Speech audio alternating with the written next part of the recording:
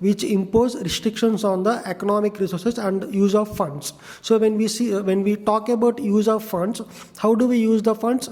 By accessing into the financial institutions like banks and all, which means they are indirectly restricting on the use of banking relationships. So unless you have a bank account, unless you cannot transfer the funds, or you cannot use the funds in the bank account, which means you should also have a bank account. So which means economic restrictions, they are broadly explaining that you should not we are not only restricting on the economic resources but also use of funds, which is also called as financial sanctions.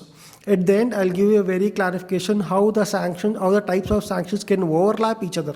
So you just follow the examples and follow the definition, it will be very clear.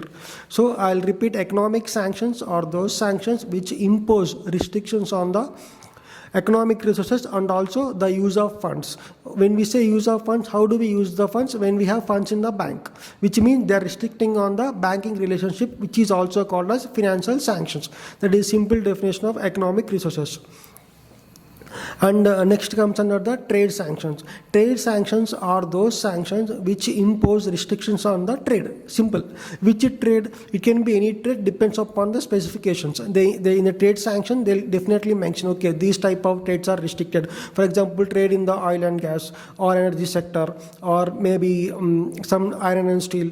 They clearly mention the specific goods or specific trade, or trade of opium, if you have seen the previous examples. So trade sanctions are nothing but those sanctions which impose restrictions on the trade. This is very simple. And the third one is travel